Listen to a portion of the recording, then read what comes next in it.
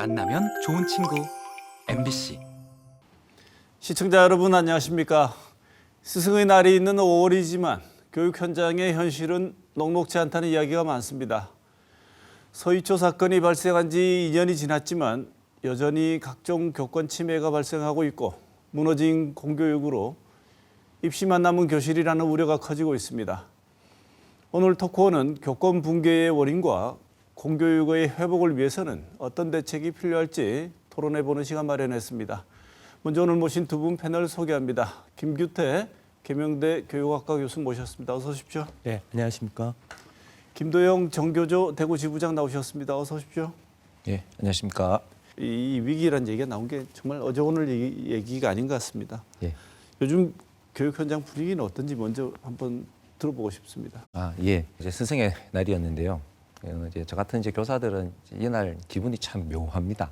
예. 그러니까 학생들이나 이제 졸업한 제자들이 와서 뭐 축하한다, 감사한다 이렇게 표현해 주는 거는 되게 행복하고 기분이 좋은 일인데, 교육청이나 교육부, 교육 당국들이 뭐 어떤 뭐 형식적인 인사나 행사 뭐 이런 거를 뭐 하게 되면은 좀 이게 좀 불편하긴 합니다. 예. 이런 게 지금 사실 수치로 이제 많이 나타나게 되는데요.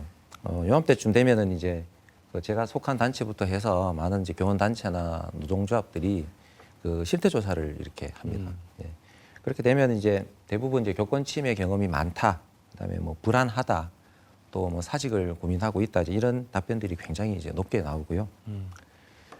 이제 진행장님 말씀대로 이제 어제 오늘 일이 아니기 때문에 이 교육 당국에서 많은 대책들을 내놓는다고 해도 사실 이제 현장 교사들의 마음은 그런 대책들에 대한 신뢰를 좀 많이 잃은 거고요. 아마 교사들에게 앞으로 이제 이 교육 현장이 나아질 거냐라고 이렇게 묻는 설문이 있다면은 아마 대부분 부정적인 답변이 나오지 않을까 이렇게 생각을 합니다. 네. 인공지능의 도움을 받은 거죠. AI 인공지능 디지털 교과서 채택이 시작되었는데요. 채택률을 보자면 대구가 98%로 전국에서 제일 높습니다. 현장에 계신 교사분들의 반발도 좀 있었다고 하는 것 같고, 기능이 기대만큼 못 미친다, 생각만큼 이렇게 현장에 지금 바로 적용할 정도는 아닌 것 같다는 지적도 있는 것 같습니다. 교수님 보시기에는 이 인공지능 디지털 교과서 도입 어떻게 보십니까?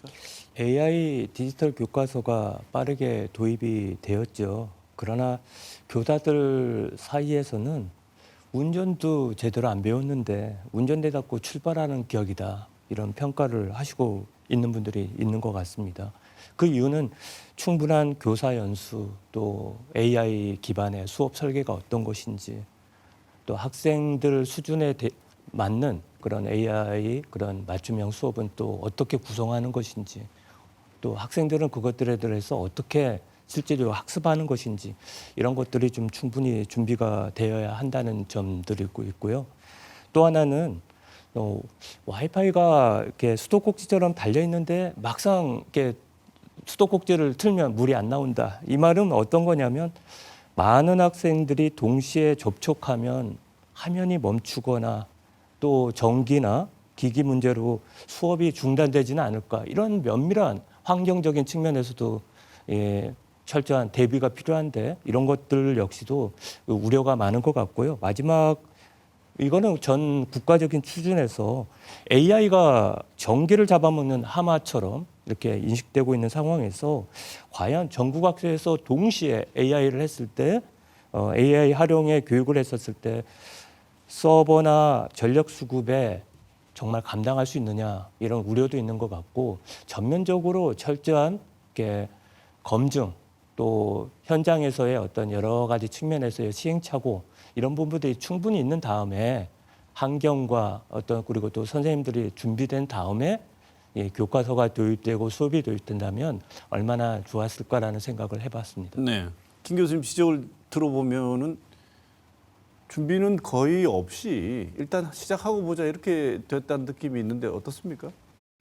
예, 일단 아시다시피 아까 말씀하신 대로 대구가 이제 98% 정도 이렇게 거의 이제 전면 도입된 거라고 보시면 되는데, 이 교육청의 답변은 어쨌든 대구 교육청은 다른 교육청에 비해서 인프라가 다 구축이 되었다, 이렇게 이제 얘기를 했었습니다. 예, 근데 이 교사들에 대한 연수 부분도 사실은 이제 미흡한 부분들이 사실 많아요. 수치상으로는 거의 다 했다고 하지만은 현장 반응은 좀 다르긴 하거든요.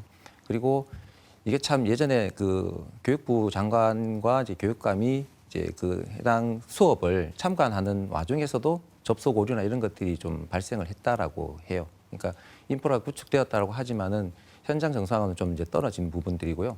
또 저희가 지금 실태 조사들을 좀 진행 중에 있는데 몇몇 답변들을 이렇게 보면 이제 초기에는 이게 흥미롭다고 해서 아이들이 이렇게 반응이 좀 오지만은 이걸 계속적으로 이제 하게 되면 여기도 사실 노출이 많이 되다 보면 흥미는 떨어지게 되거든요. 그리고 단순히 흥미 유발을 하기 위해서 그 많은 재정을 들여가지고 교과서를 도입한다라는 것도 사실은 비효율적인 것이죠. 예, 그러다 보니 강제 도입에 대한 그 현장의 불만도 많았고, 그리고 지금 이제 도입하고 이제 그러니까 실현을 하는 과정에서도 불만들이 좀 많이 있는 편이라고 보입니다. 또 하나 우리가 교육 현장 상황 짚어볼 거는 뭐냐면 예전에 소풍이나 수학여행 예.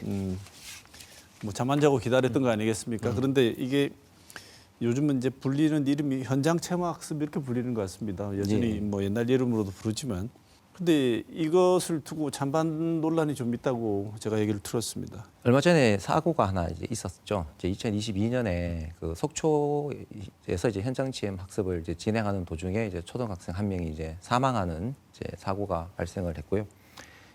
그게 이제 올 2월에 그 인솔 교사에 대해서 이제 그 유죄를 선고한 판결이 또 있었습니다. 그리고 작년에는 이제 대구에서 그 803 수련원에서 이제 그 현장 체험 학습 진행하던 이제 학생이 화상을 입는 이제 사고가 발생을 했는데요.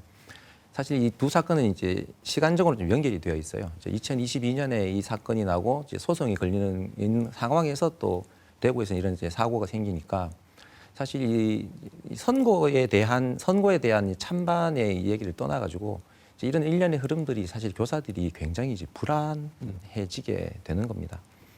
예, 그래서 이제 이게 사실 현장 체험 학습은 학습적 효과는 분명히 있기는 있습니다. 예, 그렇기 때문에 이제 선생님들이 이걸 이제 이런 위험 부담들을 감내하고 교육 활동을 이렇게 진행을 해온 건데. 이런 이제 사고가 발생했을 때 대한 지원이라든지 책임 소재 이런 것들이 이제 충분하지 않으니까 또 대안도 제시해주지 못하고, 그러니 요즘 선생님들께서는 차라리 폐지를 해라 이런 이제 목소리가 이제 나올 상황까지 된 거죠. 현장 체험 학습은 사실 이 법령상으로는 반드시 진행해야 될 이제 의무는 아닌데요. 이 교육 활동을 이제 진행을 해야 되면은 이 교사들의 어떤 자율성이라든지 의견 수렴 이런 것들이 충분히 이루어지고, 또 안전사고에 대한 예방, 지원 이런 대책들이 최대한 만들어져야지만 이제 현장 체험 학습을 사실 그 교육적 효과를 담보하면서 시행을 할 수 있다고 생각합니다. 네. 예. 과도한 네. 체벌, 뭐 학생 인격권을 무시하는 행위 이런 것들은 분명히 수정이 돼야 되지만 너무 요즘은 지나치게 교실 교내에서 학교 내의 문제로 해결이 돼야 될 것들이 이제 사법기관에 경찰 혹은 사법기관으로 넘어가 버리는 이른바 교육의 사법화 현상이 있다고 할 수 있습니다. 이게 학교에서 현장에서 선생님 정말 이렇게 체감적으로도 이제는 고소 고발이 너무나 흔한 일이다 이렇게 느껴지십니까? 예, 뭐 수치상으로도 지금 이제 뭐 학교 이제 교권보호위원회나 아니면 아동학대 이제 고소 이런 것들이 좀 많이 이제 늘어나고 있는. 물론 이제 불기소 이런 뭐 줄인다고 하기는 하지만은 어쨌든 이제 갈등들이 발생을 하고 있는 거죠. 그러니까 이제 학교도 많은 학생들이 이제 지내는 공간이다 보니까 당연히 뭐 갈등이 발생할 수밖에 없습니다. 근데 뭐 학생 간의 갈등, 그다음에 학생 학부모와 이제 교사들 간, 그다음에 교직원 간의 갈등 이런 이제 뭐 다양한 유형의 이제 갈등들이 발생하고 있는데요. 사실 이제 학교에서 일어나는 갈등들에 대한 해결 방식도 사실 교육적이어야 하는데 이게 뭐 학폭법의 경우에 예전에 뭐 정순신 그 국가수사본부장 사례 보다시피 이게 대학 진학이라든지 이런 것들하고 연결되어 있으니까 이제 생기부 기록 이런 거를 막기 위해서 이제 소송으로 번지는 경우들이 있고, 또 이제 아동학대나 교권 침해 사안의 경우에서도 이제 학교 안에서 이런 갈등을 해결할 수 있는 시스템이나 이 절차들이 제대로 마련이 되어 있지 않으니까 사실 이런 것들이 이제 그 사법 명령으로 이제 넘어가는 경우가 많습니다. 아마 포털에서 이런 뭐 아동학대, 학교폭력, 뭐 교권침 이런 것들을 검색하면 대부분 아마 법무법인에서 광고성 이제 게시물들이 많이 올라올 상황이죠. 예. 교수님은 교육의 사법화 어떻게 보십니까? 저는 학교가 교육의 장소고 그 안에서 많은 대화와 또 그 안에서 서로 갈등이 해소되면서 이렇게 더불어 성장하는 장소여야 되는데 어떻게 보면 이제는 학교가 경찰서나 법정과 같은 그런 역할을 하고 있지 않나 해서 안타깝습니다. 뭐든지 이렇게 법대로 하자. 또 훈육도 고소로 이어지고 그러다 보니까 교사도 위축되고 학부모도 신뢰보다는 잘못하면 대응한다, 고소한다. 이런 것들이 이제 아주 팽배하고 사회화가 되고 있는 아주 어려운 현실일 것 같습니다. 특별하게 이전에는 학부모가 교사를 이제 고소하는 사건이 있었다면 이제는 교사도 이제 법 제도 장치 위에서 학부모를 또 고소하는 이런 양방향 사법화가 되고 있다는 게 더 안타깝습니다. 그래서 지금은 뭐 책임만 따지고 기록만 남겨지는 학교 문화 아니냐 이런 측면들이 이제는 좀 실수하고 오해를 갖게 하고 다소 좀 갈등이 있더라도 이것들을 좀 신뢰하고 또 함께 이렇게 타협하고 또 갈등이 해소될 수 있는 학교 문화를 좀 정착할 때가 되지 않았냐 이렇게 생각하고 있습니다. 네. 현장에서 선생님 볼 때 교권 침해 유형 어떤 것들이 있습니까? 예, 그 교육부가 이제 얼마 전에 이제 실태조사 결과를 이제 발표를 했는데요. 이제 교권보호위원회 그 개최 건수를 이제 얘기를 했었어요. 근데 뭐 물론 작년에 비해서 다소 이제 좀 줄기는 했지만 전체적으로는 꾸준히 좀 증가 추세에 있는 상황이고요. 유형, 그러니까 급별로 보면은 사실 중학교가 제일 많다고 해요. 그러니까 저희는 이제 생각이 그 초등학교에 있었던 학생 학부모들이 이렇게 쭉 중학교로 올라오면서 이게 좀 옮겨오는 게 아닌가 이런 생각도 이제 하기는 하는데 급별히 이렇게 내려갈수록 이제 학부모들의 교권 침해가 많은 상황이고요. 이제 올라갈수록 얼마 전에 저기 서울의 한 고등학교에서 이제 학생이 이제 선생님을 이제 폭행하는 사건들이 이제 일어나긴 했는데 그렇게 좀 학생에 의한 이제 침해들이 좀 많이 발생하는 그런 부분입니다. 그리고 뭐 사실 저는 구체적인 사례들을 이렇게 드는 게 사실 좀 조심스러운 부분도 있기는 있는데요. 딱 한 가지만 말씀드리면은 이제 그 예전에 몇 달 전에 중학교에 있었던 일인데 이제 그 수업 시간에 다른 교과를 공부하는 학생의 그 이제 문제집을 이제 선생님이 잠시 보관을 했는데 이제 그런 사안에 대해서 이제 학부모님이 이제 항의를 하는데 학년실에 있는 이제 그 전화기가 있어요. 담임선생님들 전화기. 1번부터 쭉 계속 전화를 걸었대요. 선생님들은 이제 누가 전화하는지 아니까 무서워서 전화를 받지도 못하고 막 벌벌벌 떨고 이제 그런 사례들도 좀 있긴 있었습니다. 네. 예. 그 정도가 어떤 거냐, 정당성이 얼마나 있느냐, 구체적인 내용이 뭐냐에 따라서 뭐 때로는 정당한 항의가 될 수도 있고 교권 침해로 볼 수도 있는 상황인 것 같은데요. 어쨌든 이런 여러 가지 유형의 방식, 교권 침해 증가의 원인 어떻게 김 교수님 어떻게 보십니까? 전 교권 침해 자체가 뭐 단순한 그 쌍방 간의 오해나 어떤 과민 반응의 문제를 떠나서 이게 좀 그 관점이 좀 다른 것 같아요. 선생님들은 나는 수업하고 지도하는 또 책임 있는 그런 입장으로 생각을 하고 또 우리 학부모들은 내 아이는 다치면 안 돼. 이런 입장인 것 같고 그래서 어떻게 보면 꼭 이런 생각이 들어요. 어떤 같은 경기장에서 이렇게 뛰고 있는데 룰이 없고 심판도 없어가지고 그 안에서 지금 무엇이 옳은 것이냐 이런 것들을 지금 어떻게 보면 이 교실 현장에서 이게 폭력이다 아니면 교권 침해다 아니다 이런 부분들의 어떤 기준이 모호하기 때문에 심판 없는 경기장처럼 되어버려 있는 상황이기 때문에 지금 교권 침해가 더 증거가 지금 더 되고 있는 상황인 것 같아요. 그래서 교권 침해의 어떠한 부분을 더 예방하려면 명확한 선이 필요할 것 같아요. 그리고 명확한 그 룰이 이렇게 해야만 모두가 다 이 경기장에서 뛸 수 있다.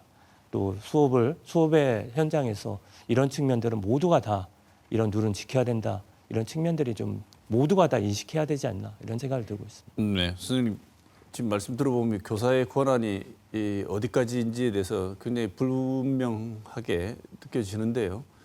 교사의 권한이 명시적으로 규정된 내용이 없습니까? 초중등교육법에 이제 학생에 대한 이제 교육 활동과 이제 생활 지도에 대한 내용 정도만 있고요. 실질적으로 우리가 뭐 교육 과정을 편성한다든지 운영한다든지 그다음에 평가를 진행한다든지 거기에 대한 권한들이 사실상 법령상으로는 존재하고 있지 않습니다. 네. 예. 그러면 생활 지도는 어느 범위인지도 전혀 나와 있지 않겠네요. 생활 지도는 이제 그 생활 지도 고시에 교육부에서 이렇게 쭉 이런 경우에는 뭐 주의를 주고 뭐 이렇게 분리를 시키고 이런 내용들이 이제 적혀 있기는 한데요.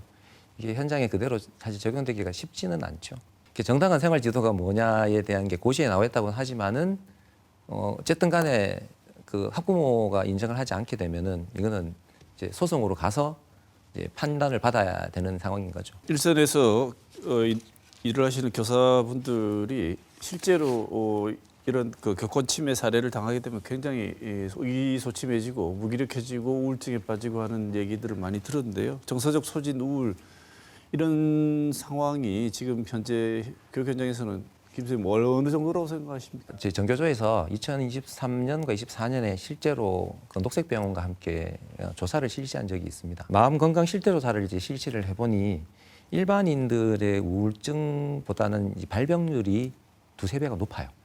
예, 그리고 그 아까 이제 외상 후 스트레스 장애 이것도 사실 경찰 소방 공무원보다도 한 2~3배 또 이상 높게 나왔습니다. 예, 그러니까 그리고 이제 정서적 소진이 된 것 같다라고 응답하는 사람들도 70%가 넘었고요. 이게 심각한 수준에 이른 사람도 한 30% 정도 분류가 되거든요. 예, 그래서 사실 이걸 그대로 방치하게 둘 수는 없다. 그래서 또 이제 올 2월에 그런 이제 이 교사들의 정신 건강을 이제 증진하기 위한 사업을 이렇게 추진할 수 있도록 이 교원지휘법 개정도 지금 된 상태이긴 합니다. 그런데 이게 사실은 근거는 마련됐는데요.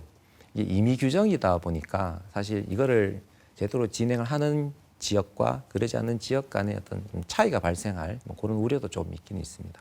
예. 지금부터는 지금 제시되어 있는 교권 회복을 위한 대책의 실효성 한번 짚어보고 앞으로 어떤 제안이나 결정이 필요한지 한번 살펴보겠습니다. 교원의 교육 활동 침해에 대응하는 교육보호위원회가 지난해에는 4,000건 넘게 개최가 됐다고 합니다. 먼저 현장에 계신 우리 김 선생님 보시기에 교보위가 제대로 작동했다고 보십니까? 교육 활동 침해 사안을 이제 다룬다. 이게 사실은 예방으로 이어져야 되는데 그러지 않고 계속 이제 꾸준히 이제 증가 추세가 있다는 것 자체가 사실은 교보위가 좀 서글프게 제대로 작동하고 있다 이렇게 보이는 거고요. 뭐 장점이 이제 어쨌든 그 학교에서 있던 사람들이 이제 지역교육청으로 이제 이관되었기 때문에 뭐 전문성이 어느 정도 향상되었다라고도 볼 수 있고 또 업무 측면에서 이제 학교 업무의 감소 이런 이제 효과도 좀 있다고는 보입니다만.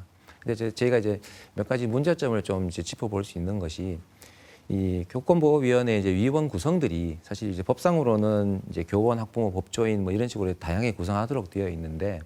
전국적으로 대부분은 사실 의외로 괜찮은 편입니다. 교사들의 참여율이. 그런데 전국적으로는 그 교원위원회 비율이 7%밖에 되지 않습니다. 그리고 46% 정도 되는 이제 지역의 교권보호위원회는 아예 교원위원이 없는 경우도 있거든요. 그러니까 실제 이제 이 교사들의 권한을 이제 보호해주기 위해서 만들어진 위원회라면은 그 현장성을 담보할 수 있는 교사들의 참여들이 좀 많이 이루어져야 되는데. 그게 좀 이제 배제되어 있는 그런 경우도 있고요.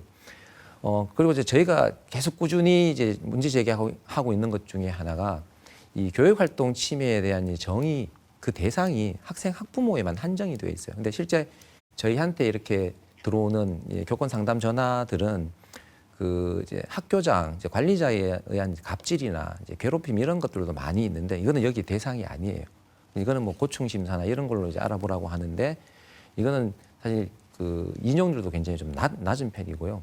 거기다가 뭐 갑질이나 이런 것들은 교사들 같은 경우에는 근로기준법에 적용을 받지 않기 때문에 어떤 법률의 보호를 받기보다는 이제 교육청에서 이제 제시하고 있는 가이드라인 정도 방식으로만 하고 있습니다. 그러니까 실질적으로 우리가 이제 학교 관리자나 혹은 이제 그 교육행정기관으로부터 받게 되는 이 교육 활동의 침해들은 교권보호위원회에서 다루고 있지 않고 이 교권 침해의 통계에서도 이제 빠져 있거든요. 그래서 이런 부분들이 사실 좀 많이 좀 드러나야 된다라고 저는 생각을 하고 있습니다. 네. 김 교수님은 교육보호위원회 어떻게 평가하십니까? 예, 실제로 지금 작동하기 시작했다고 저는 평가하고 있습니다. 예전보다 교사들이 어떤 침해 상황을 이제 숨기지 않고 드러내기 시작하셨다 이렇게 생각이 들고요. 4천 건이 넘는 접수 건수가 이제는 교사들도 나는 혼자 참지 않는다. 이제 이러한 법적인 제도 속에서 나를 좀 보호받고 싶다 이런 생각을 갖고 있는 그런 신호이지 않나 이런 생각이 들고요. 이럼에도 불구하고 이제 뭐 학생 지도에 실패한 건 내 책임이다. 나는 교사니까 이런 부분들에서 감내하고 그냥 교육자로서 지내겠다는 이런 정서적인 측면도 많기 때문에 4천 건밖에 안 됐다고 해석이 또 가능도 할 것 같아요. 그래서 이 뜻은 뭐냐면 제도는 마련되어 있지만 여전히 이것들을 활용하지 않는 그런 측면도 있을 수도 있다. 꼭 이런 것처럼요. 소화기가 벽에 있는데 실제 불이 났는데 소화기가 작동이 안 되든지 활용하지 않던지 이런 꼴이 지금 되고 있지 않나. 그래서 양면을 다 봐야 될 것 같은 생각이 듭니다. 네. 서희초 사건 이후에 교권보호 촉구하는 교사들이 대규모 집회를 한 지 2년 지났는데요. 이후에 정부가 이른바 교권보호법을 마련했습니다. 교수님 보시기에는 실효성이 얼마나 있다고 보십니까? 상당 부분 생활 지도나 또 교육활동 범위나 이런 부분들이 상당히 강화가 되었고 앞전에 어떤 룰이나 이런 부분 말씀드렸는데 상당 부분 이전보다는 또 강력하면서도 명확한 어떤 룰들이 이런 교권 5법을 통해서 마련된 거는 사실인 것 같습니다. 근데 이제 법은 생겼는데 금방 우리 선생님께서도 말씀하셨듯이 교실은 그대로인 것 같아요. 법은 생겼는데 꼭 소화전은 설치가 됐는데 정작 물은 잘 안 나오는 그런 느낌을 갖고 있는 선생님들이 꽤 많으신 것 같습니다. 그래서 이러한 교권 보호 5법이 실제적으로 작동할 수 있는 거는 선생님들이 어떻게 이것들에 대해서 인식하고 이런 부분들을 어떻게 이 법을 활용 또는 적용하느냐 이 문제에 달려 있다고 생각이 듭니다. 네. 교권보호법 어떻게 평가되고 있습니까? 2024년에 교육부에서 도톰해진 교권보호라는 식으로 해서 카드 뉴스를 제작을 했더라고요. 네, 그 도톰해진 교권보호의 이제 그 근거가 아동학대 불기소율이 이제 줄어들었고 교권보호위원회가 아까 이제 교수님 말씀하신 대로 이렇게 많이 열리는 것이 적극적으로 우리가 이제 이 교권 침해에 대응한 것이다. 이렇게 이런 식으로 홍보를 하는 걸 봤는데요. 조심스러운 부분이긴 하지만은 이 교육부가 교사와 학생 학부모를 갈라치고 있다. 이렇게 생각합니다. 그러니까 적극적으로 대응한다라는 것은 사실은 어쨌든 사안이 계속 많이 발생하고 있다라는 거고 갈등 자체가 완화되었다라는 이야기로 저희는 보이지는 않거든요. 그래서 교육부의 이런 홍보들이 사실은 저는 굉장히 좀 불편한 것도 있고요. 법 개정의 이제 주요 흐름이 정당한 생활 지도의 경우에는 이제 아동 학대로 보지 않는다. 그다음에 또 이제 별도의 절차가 만들어진 것이 이제 아동 학대가 신고될 경우에는 지자체와 수사기관이 해당 관할 교육감의 이제 의견을 참고해서 판단을 하도록 되어 있습니다. 그래서 이제 불기수율이 줄어들기는 했지만은 어쨌든 간에 이제 생활 고시가 있다 하더라도 그러면 과연 이게 정당한 생활 지도였느냐에 대한 논점은 이제 남아 있는 거고요. 그렇기 때문에 이제 학부모의 신고라든지 소송 자체를 이제 원천적으로 차단하기는 좀 어려운 것. 그러니까 계속 그런 갈등들은 발생하고 있는 거고요. 그다음에 인력하고 공간 이런 재원들이 부족하다라는 얘기는 법 개정 직후부터 계속 나왔던 말인데 실제로 이제 학교에서는 이제 분리를 시킬 경우 이거는 누가 지도를 하느냐, 어디에 둬야 되느냐. 그러니까 이게 예를 들자면은 분리 지도실을 이제 상담실로 두려고 하니까 이제 상담 교사들은 상담실은 그런 공간이 아니다라는 거죠. 그러니까 상담실로 넣으면 안 된다. 이런 이제 그 갈등들도 지금 현장에 이제 발생하고 있는 거니까 모르겠습니다. 현장 교사들은 이거 교권보호법이 바뀌고 개정이 되고 나서 되게 좀 많이 좋아졌다라고 느끼는 이야기들을 사실 저는 개인적으로는 접해본 적이 많이 없어서요. 교수님하고는 좀 약간 좀 다른 것 같기는 합니다. 네. 대선 기간이니까 이 질문 한번 드려보겠습니다. 교원들에게도 정치 기본권을 좀 보장해달라. 해외 사례를 자꾸 비교하면서 주장들이 나오고 있는데 어떤 결정이 필요하다고 생각하시는지 현장에 계시는 김 선생님 어떻게 보십니까? 제가 요구하고 있는 이제 정치 기본권의 이제 분야들이 뭐 정당을 가입하고 또 이제 후원금을 납부하고 또 직을 유지하면서 출마를 할 수 있고 또 더군다나 이제 정치적 표현을 좀 이렇게 자유롭게 해달라는 건데 이것이 그 수업 시간에 본인의 정치적 신념을 이제 학생들에게 이제 주입하겠다라는 그런 의미는 저희는 아닙니다. 서희초 선생님 돌아가셨을 때 저희가 많은 선생님들이 이제 노력을 해서 뭐 법을 개정을 했다 이렇게 했는데 저희가 그때 드는 생각이 이거였어요. 그러면은 그렇게 단기간에 법을 개정할 수 있는 일이 생겼으면 저희는 또 다시 현장을 바꿔내기 위해서는 어느 한 누군가의 죽음을 기다리고 있어야 되느냐라는 이런 마음들이 들거든요. 그러니까 제대로 된 교육 정책을 입안할 수 있는 주체로서 교사들이 역할을 하기 위해서 정치 기본권을 요구하는 것이고요. 그 결과는 사실 학생들의 학습권이 보장되는 학교를 조금 더 민주적인 공간으로 만들어내는 그런 효과들까지도 가져올 수 있다고 생각을 합니다. 대학 교수들은 정당 가입을 포함해서 정치 활동이 보장이 되고 있고요. 지금 선거법이 바뀌어서 이제 고등학생들도 정당 참여 또 정치에 대한 발언도 가능합니다.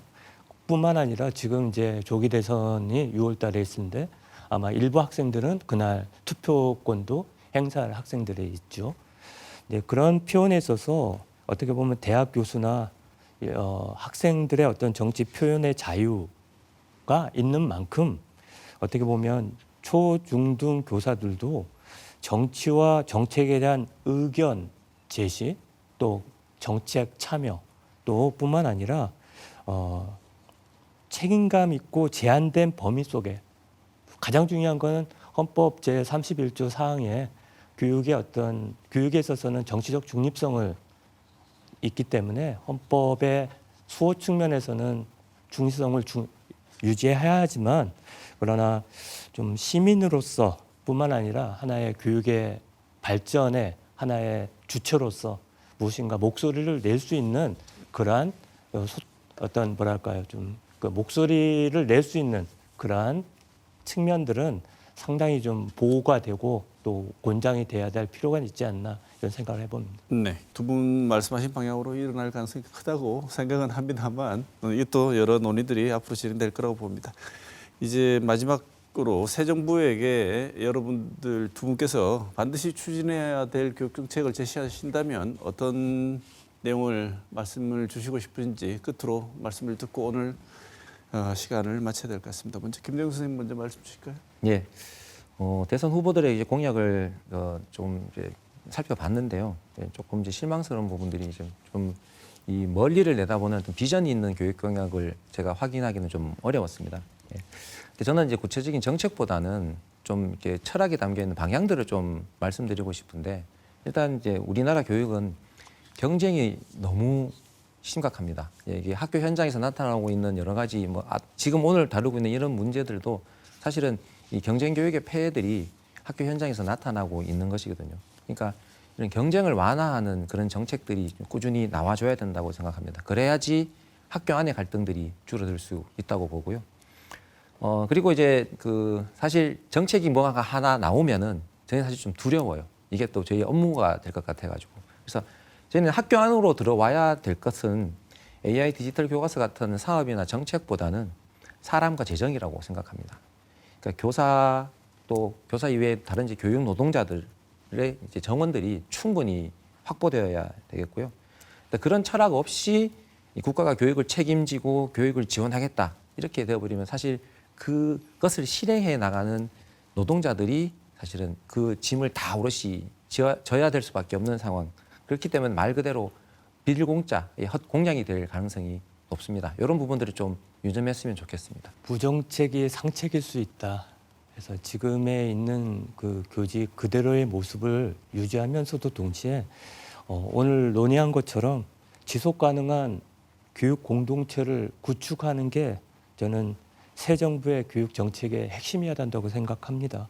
무엇보다도 교육 주체 간에 학부모, 교사, 학생 또 일반인을 포함해서 교권에 대한 신뢰 회복을 또 갈등 해소를 어떻게 할 것인가가 가장 중요한 관건이지 않을까 싶어요. 왜냐하면 페인트 칠하고 구조조정 이게 리모델링 한다고 해가지고 새로운 집이 될 수가 없듯이 가장 중요한 거는 학생에게 기회도 보장될 뿐만 아니라 교사의 역할을 또 회복시키고 또 지역사회와 상생하는 그러한 학교 문화를 만들어가는 그런 측면에 좀 노력해 주셨으면 좋겠다 말씀드리고 싶습니다. 네.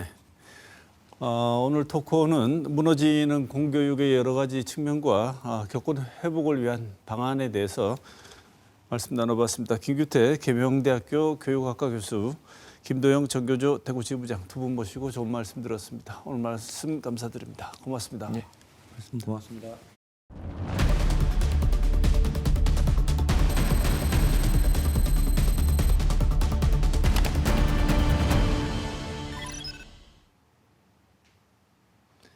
지난 한 주간의 중요 뉴스를 살펴보는 시간 뉴스온입니다. 오늘도 보도국 김은혜 기자 나와 있습니다. 어서 오십시오. 안녕하십니까. 네, 첫 소식은 시즌인 만큼 선거 소식이죠? 네, 그렇습니다. 21대 대통령 선거가 후보 등록과 공식 선거 운동 기간이 시작되면서 정말로 분선이 시작됐는데요. 이 선거 초반에 영남에서 후보들이 분위기를 다지는 모습을 보였습니다. 네, 이재명 후보 공식 선거 운동 전에도 경청 투어라고 해서 경북, 포항, 영남 찾았는데 다시 찾았죠? 공식 선거운동 이틀째인 지난 13일에요. 이재명 더불어민주당 후보는 구미와 대구, 포항을 잇따라 방문을 했습니다. 이 후보는요, 박정희 전 대통령이 경제 성장에 공도 있다며 박정희 정책이든 김대중 정책이든 필요하면 쓰고 비효율이면 버리는 거라고 했습니다.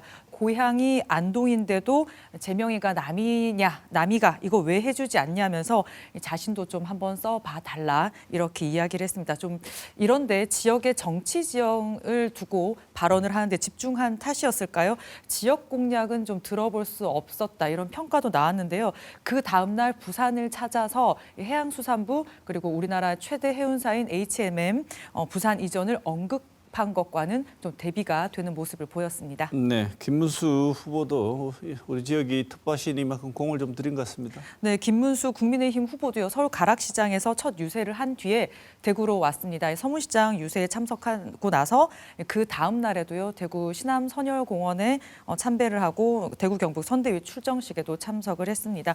김 후보는요. 자신이 젊었을 때는 박정희 대통령을 반대했다, 묘소에 침도 뱉었다 이런 표현을 했는데 이제는 그게 잘못됐다는 걸 느낀다, 묘소에 꽃을 바친다 이렇게 변했다고 하면서요. 박 전 대통령을 가난을 없애고 이 최강의 제조, 산업혁명을 이룬 대통령이다 이렇게 지켜세웠습니다. 나라가 어려울 때 구한 건 대구 시민, 경북 도민이다 이렇게 이야기를 했습니다. 또 이준석 개혁신당 후보는요. 대학생들과 만나서 소통을 했습니다. 그 이후에는 또 칠성시장 상인들 간담회를 했고요. 228 공원 집중 유세도 했습니다.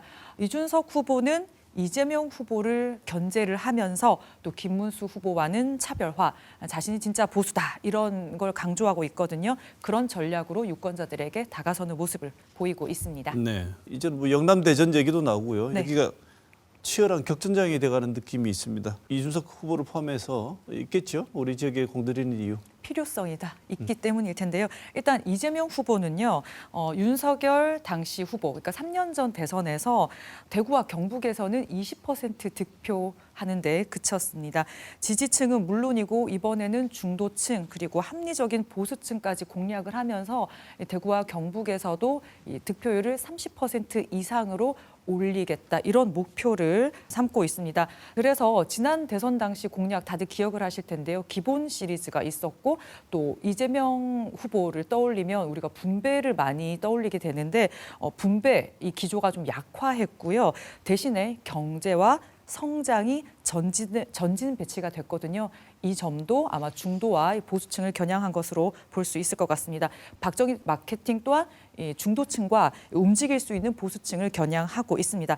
다만 박정희 마케팅이 이 보수 텃밭 민심 공략에 어느 만큼 유효할지는 좀 지켜봐야 할 것 같습니다. 김문수 후보 그리고 국민의힘은 계엄과 탄핵으로 위기에 빠진 상황에서 가장 이 두꺼운 지지층이 있는 TK를 무조건 지켜야 하는 상황입니다. 그렇기 때문에 이 지역을 공략하는 그런 발언들을 계속 내놓고 있습니다. 언론을 통해서요, 각종 여론조사에서 TK가 심상치 않다, 뭐 변하고 있다 이런 보도들도 조금씩 나오고 있는데요. 민주당은 일단 이번 대선에서 이 내란 심판 카드가 중도층과 이 합리적인 보수를 움직일 것이다 이렇게 보고 있지만요. 국민의힘은 아니다. 아직은 선거 초기이기 때문에 그렇다면서 이 중후반으로 갈수록 우리 대구 경북 유권자들은 좀 열세다 싶으면 결집해주는 경향이 있다. 그렇기 때문에 나중에 갈수록 더 결집할 것이다. 이렇게 전망을 하고 있습니다. 네, 각종 여론조사 결과를 보면은 선두가 격차가 좀 있어서 선거전이 다소 좀 싱겁다는 얘기도 있는데요. 국민의힘도 전열을 좀 정비를 시간이 없습니다. 전열을 빨리 가다듬어서 끝까지 분투하는 모습 좀 보여줬으면 좋겠습니다. 네, 다음 소식 전해주시죠. 네, 지난 2017년과 18년에 발생한 포항 지진과 관련한 이 손해배상 청구 항소심에서요. 국가가 배상할 책임은 없다는 판결이 나왔습니다. 네, 그때 상황이 어땠는지 잠시 짚어보고 갈까요? 지난 2017년 11월 15일 오후 2시 29분쯤이었는데요. 포항시 북구 북쪽 6km 지역에서 규모 5.4의 지진이 일어났습니다. 기상청 관측 역사상 경주 지진에 이어서 두 번째로 컸고요. 또 한 명이 숨지고 110여 명이 다치는 인명 피해가 났었습니다. 그리고 당시 하루 뒤에 수능이 예정이 돼 있었는데 이것도 일주일 연기가 되는 사태가 빚어졌습니다. 2018년 2월에도요. 규모 4.6의 지진이 발생하는 등 반년 동안 여진이 계속됐습니다. 이후 2018년 11월에요. 지진으로 피해를 본 포항 시민 111명이 국가와 지열발전 민간 사업자를 대상으로 손해배상 청구 소송을 냈습니다. 이게 1심에서는 국가 책임이 인정됐었죠? 네, 소송을 낸 지 5년 만인 지난 2023년에 1심 결과가 나왔는데요. 대구지법 포항지원 민사 1부는 이 포항 지진을 2번 겪은 시민에게 300만 원, 그리고 한 번 겪은 시민에게 200만 원의 위자료를 지급하라면서 원고 일부 승소 판결을 했습니다. 재판부는요, 포항 지진이 2010년부터 진행된 지열 발전 사업의 인위적인 활동이 원인이 돼 발생했다고 봤습니다. 국가 연구 개발 사업 중 발생한 사건에 대해서 이 국가의 배상 책임을 인정한 건데요. 그 1심 이후에 이 손해배상 청구 소송 인원이 49만여 명으로 늘어났고요. 배상 규모는 1조 5천억 원에 이를 것으로 추산이 됐습니다. 네, 이번에 1심 판결 취소하고 손해배상 청구를 기각했는데 어떤 이유인가요? 네, 대구고법 민사 1부는요. 이 지열 발전으로 지진이 발생했지만 원고들이 제시한 증거만으로는 과실을 인정하기 어렵다고 판시했습니다. 지진 발생 이후에 진앙지 인근 지열 발전소가 지진을 촉발했다는 정부 조사연구단 연구 결과가 나왔었고요. 그리고 또 감사원은 이 지열 발전 사업을 주관한 민간 사업자 넥스지오와 한국에너지기술평가원 그리고 산업통상부가 미소 진동 관리 방안을 부실하게 수립하고 관리했다는 결과를 내놓기도 했었는데요. 항소심 재판부는 원고들의 주장이나 그리고 감사원의 감사 결과 그리고 정부 조사 결과로 나온 이 업무 미흡 사항들이 이 지진 촉발과 관련한 과실에 해당하지 않고 또 이런 업무 미흡으로 지진을 촉발했다고 보기 어렵다고 판단을 했습니다. 20차례에 가까운 변론을 했고 5년 만에 1심 결과가 나왔고 그리고 항소심까지 또 긴 시간이 흘렀지 않습니까? 네. 이 오랜 시간을 쌓아온 우리 포항 지역의 시민들 이 반발할 수밖에 없을 것 같습니다. 네, 이 소송에 참여한 인원이요 49만여 명. 그러니까 이 당시 지진 당시에 포항시 인구의 96%에 달합니다. 그냥 포항시 전체가 참여를 했다고 봐도 무방할 텐데요. 소송에 참여한 관련 단체들은요 지열 발전이 정부 주도로 추진된 점은 인정하면서도 책임은 아무도 지지 않는다. 국가의 책임을 회피한 판결로 이 사법 정의가 무너졌다고 비판을 했습니다. 즉각 상고 방침을 밝혔는데요. 결국 공은 대법원의 최종 판단으로 넘어갔습니다. 네, 최종 결론이 어떻게 나올지 유심히 지켜봐야 될 것 같습니다. 자, 마지막 소식 전해주시죠. 네, 뭐 경제가 좋지 않다 이런 말은 자주 듣는 말인 것 같은데요. 정말 위기가 느껴지고 있습니다. 이 국책연구기관이요. 올해 우리나라 경제 성장률을 0%대로 전망을 했습니다.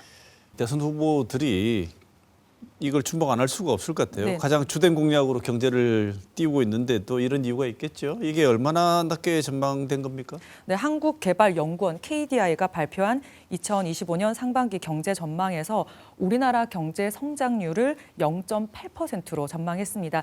KDI가 지난 2월에는 1.6%로 전망을 했는데요. 석 달 만에 반토막을 냈습니다. 우리 정부는요, 지난 1월에 전년 대비 1.8%, 그리고 한국은행은 2월에 1.5%를 전망을 했고요.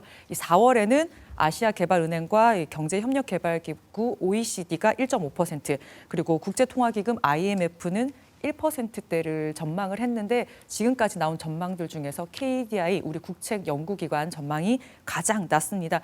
0.8%포인트 중에서 대외 충격, 미국의 관세 인상에 따른 교역 위축과 수출 부진이 0.5%포인트 정도 차지한다고 산출 경위를 설명을 했습니다. 네, 여기 국내 상황이 영향을 미친 것도 있죠. 네, 수출 감소로 인한 대외 충격이 아무래도 내수에도 부정적으로 파급이 되고 또 전국 불안 해소가 늦어지면서 이 소비 심리 회복이 더딘 점을 꼽을 수 있습니다. 이 대표적인 내수 지표인 건설 투자 감소가 지난해에 이어서 감소세를 보이고 있고요. 그리고 전국 불안에 따른 소비 심리 위축으로 민간 소비도 전년 대비 1.1% 증가하는 데 그칠 것으로 전망이 됐습니다. 취업자 수 전망도 좀 암울한데요. 취업자 수가 지난해 16만 명에서 올해는 연간 9만 명으로 한 자릿수 증가폭에 그쳐서 6년 만에 가장 큰 하락폭을 전망하고 있습니다. 1960년대 이후에요. 우리나라의 연간 성장률이 0%대에 머물렀던 적이요. 기억을 다들 하실 겁니다. 1998년 IMF 외환위기, 그리고 1980년 오일 쇼크, 그리고 2020년에 코로나19 팬데믹으로 인했을 때가 있고요. 그리고 2009년에 글로벌 금융위기 이렇게 4차례밖에 없었거든요. 그렇기 때문에 이 0%대 전망이 성장률 전망이 더 우려스러울 대목입니다. 이번에 나온 KDI 전망은요. 우리나라에 대한 미국 상호 관세가 25%가 유예가 된 상태에서 기본 관세 10%와 그리고 자동차, 철강 등의 품목별 관세가 지금처럼 유지될 경우를 상정을 하고 낸 예측이라서요. 상호 관세가 유예가 끝나면 더 수출이 줄고 성장률이 낮아질 가능성도 있습니다. 그렇기 때문에 이 하방 요인은 줄이고 이 상방 요인을 찾기 위한 노력과 전략이 필요한 시점에서 더더욱 다음 달 선거가 중요해 보입니다. 네, 이번 주도 준비하느라 고생이 많았습니다. 고생하셨습니다.